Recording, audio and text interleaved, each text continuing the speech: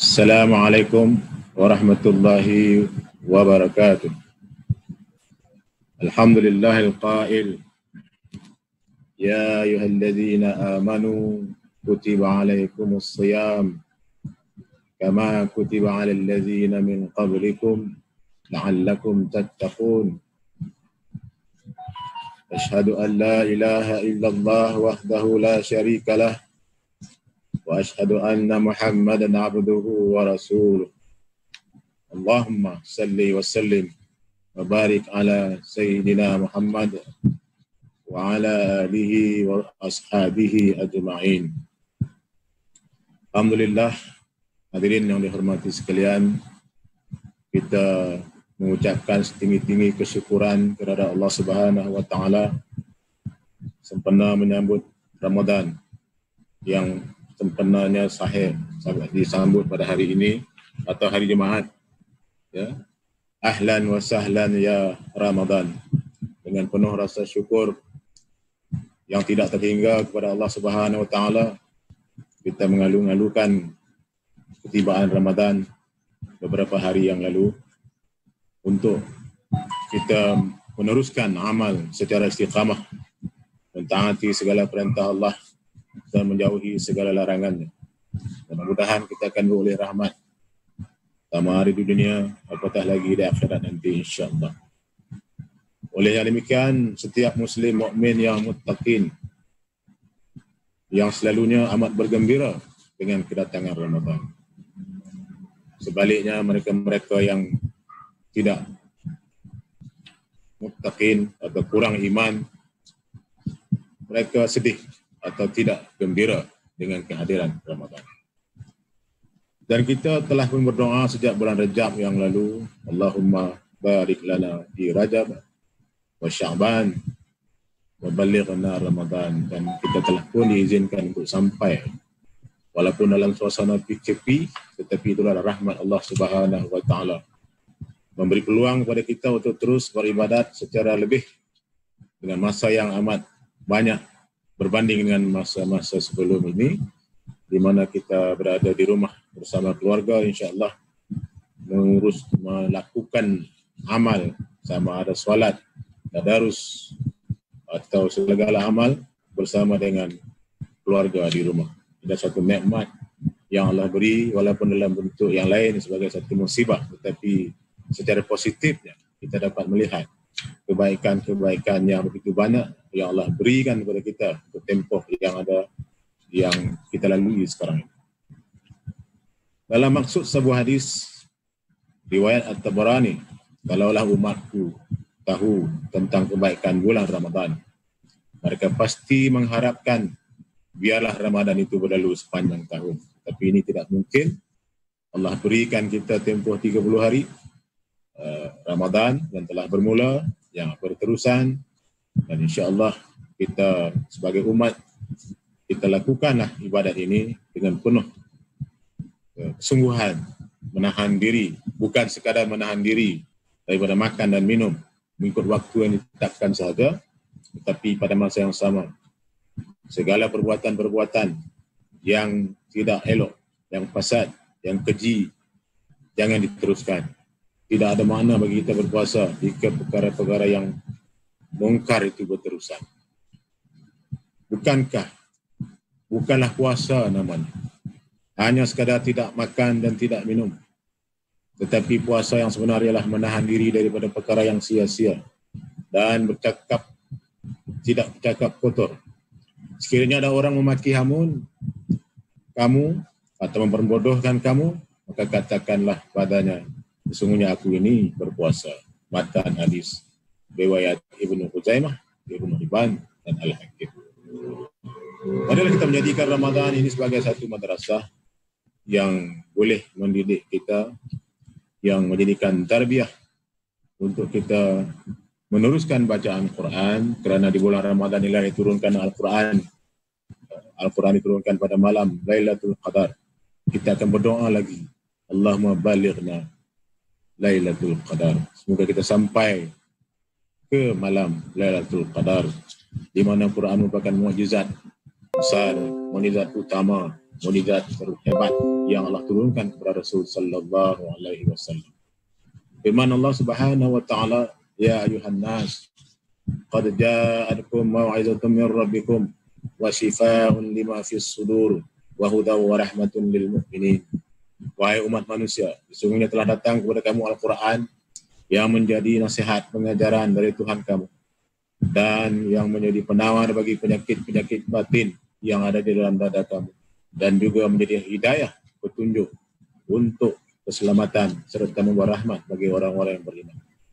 Maka jelaslah bahawa membaca Quran akan memberikan fadilat, mendatangkan kebaikan sesuai dengan maksud yang sering kita dengar daripada sebuah hadis Rasul sallallahu alaihi wasallam, hadis riwayat At-Tirmizi, yang maksudnya sesiapa yang membaca satu huruf daripada kitab Allah, maka baginya suatu hasanah, kebaikan. Dan suatu hasanah itu sama dengan 10 kali ganda. Aku tidak mengatakan alif, lam, mim itu satu huruf, tetapi alif satu huruf, lam satu huruf, dan mim satu huruf. Begitulah banyaknya kelebihan-kelebihan yang ada kepada mereka-mereka yang sering membaca Al-Quran, apatah lagi di bulan Ramadan yang mulia ini. Jadi tidak ada sebab untuk kita tidak membaca Quran dengan masa PKP yang telah diberikan. Kita ada 24 jam, kita boleh susun dan bila-bila pun, sama ada sebelum kita memulakan solat atau selepas kita solat atau setiap waktu dapat beberapa muka surat, akhirnya kita khatam Al-Quran insya-Allah. Beruntunglah orang-orang yang baca Quran setiap hari, tidak kira sama hari bulan Ramadan atau tentunya lebih lagi di bulan Ramadan, dengan pahala yang berganda-ganda yang akan diberikan oleh Allah Subhanahu wa taala. Hadirin sekalian, almarhum Syekh Muhammad Al-Ghazali, seorang ulama yang tersohor, dalam bukunya Bagaimana Berinteraksi dengan Al-Quran, menjelaskan bahawa umat Islam perlu memesrakan diri dengan Al-Quran. Bahawa dengan memesrakan diri dengan Al-Quran, membudayakan Al-Quran dari sudut membacanya, memahaminya, makna dan beramal dengan segala isi kandungannya. Hal ini perlu dimulakan daripada diri, dalam rumah tangga, dan insya-Allah berterusan ke mana-mana kita berada ataupun kita berinstitusi ataupun berorganisasi. Dan program tadarus Al-Quran yang sedang kita jalankan ini malah kita teruskan sampailah kita lepas raya nanti untuk kita khatamkan Al-Quran. Dikatakan dalam kisah Rasul SAW bersama Jibril, di mana sebelum baginda wafat, baginda pernah bertadarus pada akhir hidup dengan Jibril pada satu bulan Ramadan, khatam sebanyak 2 kali. Artinya kita mesti berazam untuk khatam tak kurang dari 2 kali pada bulan Ramadan yang mulia ini. Lebih bagus kalau kita kuat iman kita, kehebatan fizikal kita, bolehlah jadi Imam Syafi'i yang khatam berkali-kali dalam bulan Ramadan. Malah dikatakan satu hari khatam Al-Quran. Dan hendaklah kita memahami ketika baca Quran itu dengan baik, membaca dengan betul, ikut tartil, yang ini membaca sederhana kelajuannya dengan kaedah ilmu tajwid, di mana firman Allah Subhanahu wa taala, warattilil Qur'ana tartila, dan bacalah Al-Quran itu dengan tartil. Keduanya kita bertadabbur, yakni membaca Quran dengan mengambil perhatian maksud dan kehendak ayat yang dibaca. Firman Allah Subhanahu wa taala dalam surah An-Nisa, afala yatadabbaruna al-Quran, patutkah mereka bersikap demikian, tidak mahu memikirkan isi kandungan Al-Quran. Seterusnya kita bertafakur, yakni membaca Al-Quran dengan pikiran yang tenang dan memikirkan tentang keagungan Allah Subhanahu wa taala, berfikir untuk merealisasikan, menterjemahkan kehendak ayat tersebut dalam bidang kehidupan, khususnya ketika hari ini kita berhadapan dengan pelbagai fenomena dan suasana yang tidak ketahuan dan begitu kalang kabut, maka kita terus memikirkan bagaimana untuk menyelesaikan masalah umat yang gawat dengan cubaan Allah datangkan COVID-19 dan belum jumpa vaksin, tetapi kita diminta untuk mematuhi peraturan-peraturan kesihatan, berada di rumah, insya-Allah kita stay at home. Kadzalika nufassilul ayati liqaumin yatafakkarun. Demikianlah kami menjelaskan ayat-ayat keterangan kami satu persatu bagi kaum yang mahu berpikir dan mengambil iktibar daripada. Yaitu kita membaca Quran dengan ta'amul, yakni kita baca dengan mengamalkan hukum-hukum tajwid, tilawah dan ajaran Quran dan menghayatinya. Seperti mana firman Allah Subhanahu wa taala, "Inna hadhihi tazkiratun faman syaa'a ittakhadha ila rabbih sabila." Surah Al-Insan yang sering kita dengar. Sesungguhnya segala keterangan yang disebutkan ini menjadikan peringatan, maka sesiapa yang mahukan kebaikan dirinya, bolehlah ia mengambil jalan yang menyampaikan kepada keadaan Allah Subhanahu wa taala dengan iman dan taat. Hadirin sekalian, itulah salah satu mukjizat besar sempurna Ramadan di mana Al-Quran diturunkan. Ia menjadi panduan kepada kita, mukjizat kepada Rasul, dan kita tidak ada pilihan yang banyak. Tidak ada pilihan sebenarnya. Memilihlah untuk membaca Quran dan menjadikannya bacaan wirid harian. Seabdal-abdal wirid ialah dengan membaca Al-Quran, insyaAllah.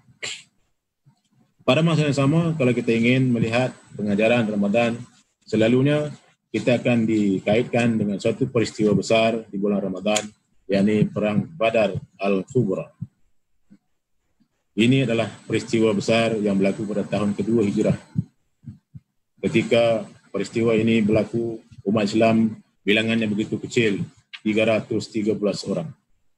Sahabat, ya, bersama sahabat Rasulullah SAW, ketika nak menghadap strategi peperangan ini, Rasulullah minta adakan mesyuarat ataupun syura dan meminta pandangan para sahabat dari kalangan muhajirin dan ansar. Para sahabat semuanya memberikan iqrar, taat setia, akan tetap berdiri teguh bersama Rasulullah SAW dalam menghadapi tentera pemimpin Abu Jahal yang ketika beliau mengepalai peperangan itu dengan bangganya mengucapkan suatu ucapan, "Demi Allah," kata Abu Jahal, "kita tidak mahu pulang sekarang sehingga kita sampai di Badar. Kita berpesta di sana selama 3 hari. Kita sembelih unta, minum arak dan menyanyi sehingga seluruh bangsa Arab mengetahui perhimpunan dan kedatangan kita. Maka kehebatan kita terus-menerus dapat dilihat oleh mereka." Rasul SAW mengetahui bahawa pertempuran akan berlaku pada bila-bila masa, dan setelah bermesyuarat mendapat ikrar daripada para sahabat, maka Rasul berdoa, "Ya Allah, ya Tuhan, tunaikanlah apa yang telah Engkau janjikan kepadaku. Ya Allah, ya Tuhan, kurniakanlah apa yang janjikan kepadaku. Ya Allah, ya Tuhanku, jika binasa pasukan yang kecil ini, maka Engkau tidak akan disembah lagi di bumi selepas ini." Dalam pertempuran itu, Rasul SAW telah menyusun pahlawan-pahlawan Islam. Katanya Ubaidah Al-Haris, Sayyidina Hamzah dan Sayyidina Ali, 3 orang pahlawan ini ditugaskan untuk bertempur. Kerana peperangan di zaman itulah pertempuran fizikal, pertempuran fizikal, 1 lawan 1.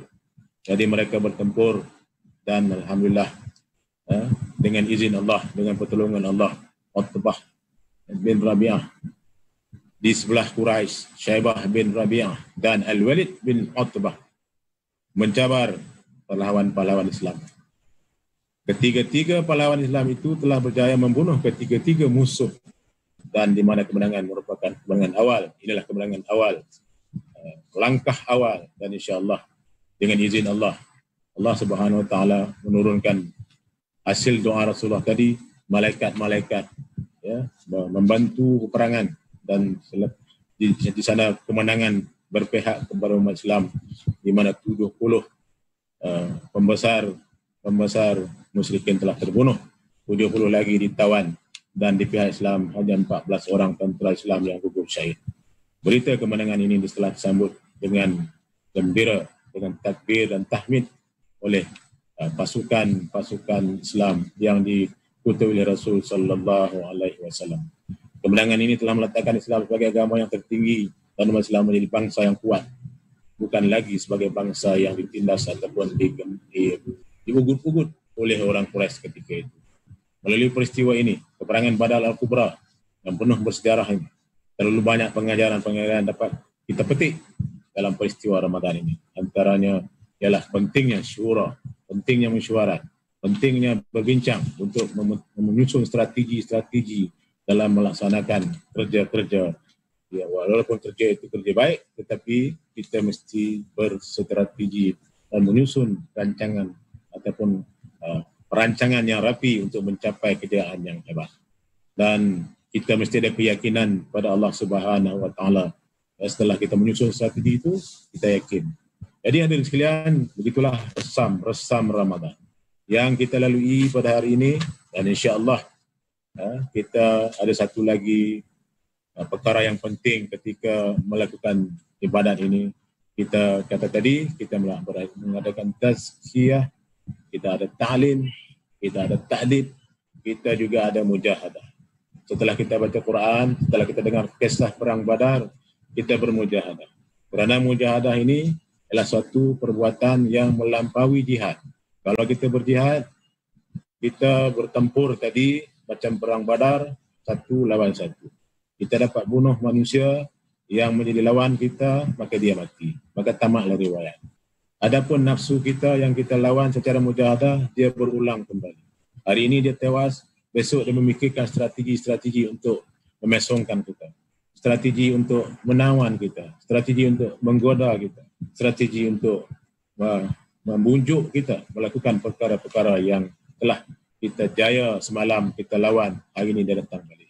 Mereka datang dengan pelbagai packaging baru, branding baru dan istilah-istilah baru untuk menggoda kita. Sebab itu mujahadahlah kita berterusan, sebab yang dikatakan nafsu itu sekali dia tumbang, dia akan bangkit semula dan dia akan terus menggoda kita. Manakala musuh di medan jihad terus dimatikan.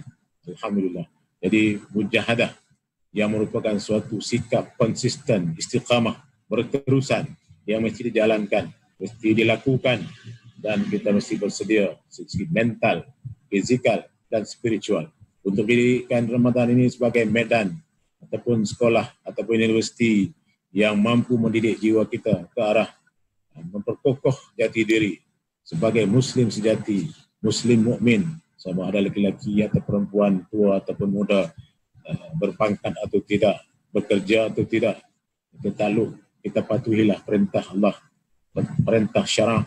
Kita jalankan proses tarbiyah ini dalam tempoh yang bermula hari Jumaat yang lalu. Kita bermula dengan jemaat. Tadi dikatakan perang Badar itu kan berlaku pada hari Jumaat 17 Ramadan.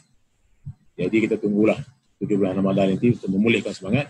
Tapi dalam keadaan sekarang, hari pertama, hari kedua, hari ketiga dan seterusnya, kita didik diri kita dengan melakukan seluruh amal-amal mulia, melakukan seluruh sifat-sifat baik untuk menjadi manusia yang berguna, manusia yang menjadi contoh, manusia yang boleh diikuti, manusia yang dapat menjadi ibrah berbanding dengan manusia-manusia lain yang tidak beriman, yang sudah tentu mereka engkar banyak perintah Allah Subhanahu Wa Taala, walaupun ada yang baik, tapi baik sebagai manusia, tapi mereka tidak beriman.